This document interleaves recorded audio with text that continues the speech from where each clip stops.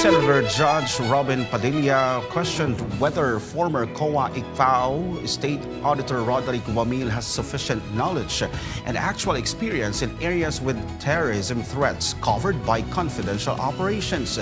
This is in relation to the audit of confidential funds of the OVP and DepEd. Senator Judge Amy Marcos also had comments on the issue. Angel Pastor has the report. In his last appearance on the witness stand, Senator Judge Robin Padilla questioned former COA State Auditor Roderick Wamil regarding the situation in areas covered by confidential operations. Padilla asked if Wamil has sufficient knowledge and actual experience in conflict-affected and remote areas. Saan po kayo nakaikot na sa bansa natin? Nakaikot na po ba kayo ng Mindanao, sa Bicol? Marami na po akong naikutan. Hindi ko na po maalala lahat, Your Honor. Opo. Kayo po ba ay nakarating na sa BARM? Yes po, Your Honor. Nakaikot na po kayo sa mga bundok? Yes po, Your Honor. Nakita niyo na po ba ang pangangailangan ng mga tao sa malayong lugar? Katulad ng gamot, katulad po ng pagkain.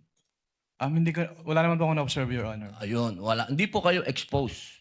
Padilla also probed whether Wamil personally saw the needs of residents in remote areas, including their need for medicine. He also asked if Wamil has been exposed to the threat of terrorism in the country. Wamil replied that his knowledge is based only on news reports. Padilla also asked if the Audit Observation Memorandum or AOM can be considered a final audit of the funds. Wamil clarified that this is not yet a final decision of COA. He said this is still just part of the audit process. In Padilla's interjection, he maintained that an AOM should not immediately be viewed as having irregularities because these are only preliminary findings. Kahapon kasi narinig ko parang yung ginawa nyo, preliminary lang. Yung AOM po, preliminary lang. Opo, hindi po yun konklusyon. Kung ang tinutukoy niyo po ay yung... Meron po kasing provision as to the joint circular as to tinatawag na prima facie. Pakisagot na lang po kung conclusion ba po yun? Final? Final? Hindi po kasi we require So hindi them. po final. Based Boss, on the AOM po. konti lang po oras ko, hindi po final. Sa AOM po, yung AOM po hindi po final. Hindi po final. Padilla also asked if the identity of confidential agents should be exposed to the public. Wamil responded that there is no provision in COA's joint memorandum circular stating that their identity should be exposed. Padilla also asked for the definition or meaning of the word confidential. Sa personal po ninyong pagkakaintindi, ang mga confidential agent dapat po bang magpakilala? Since that calls for an opinion, hindi po ako authorized to express that, Your Honor. Bilang kayo po ay abogado, ano po ang pagkakaintindi nyo sa confidential? I'm classified po, Your Honor. Padilla then linked the dates of the OVP checks from 2022 to 2023 to the anniversaries of the CPP-NPA-NDF. According to the senator, no attacks were recorded on those dates while VP Sara Duterte was vice president.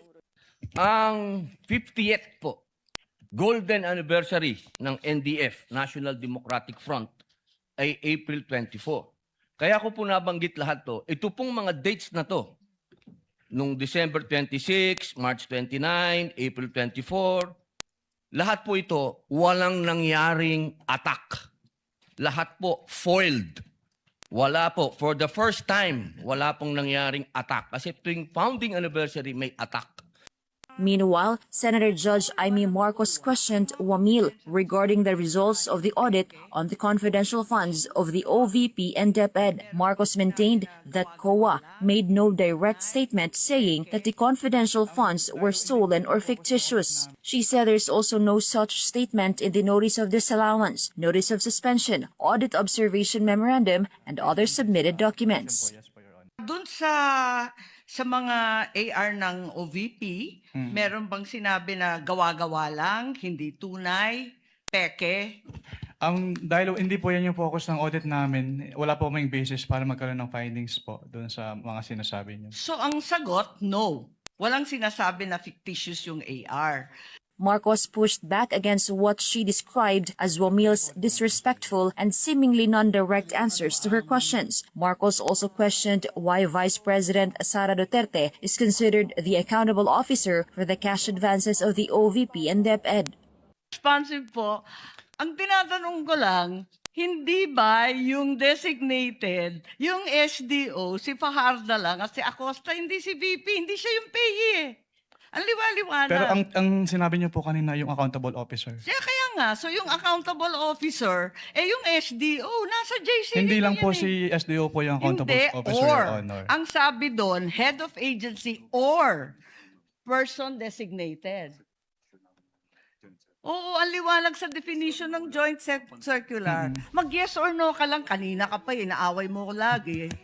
Meanwhile, Presiding Officer Francis Cheese Escudero reprimanded Wamil regarding the observed wrong computation and figures in COA's December 13 notice of suspension. This comes after noticing that the total amount stated in the document was incorrect. Wamil admitted that the recording of several numbers in the document was a typo error.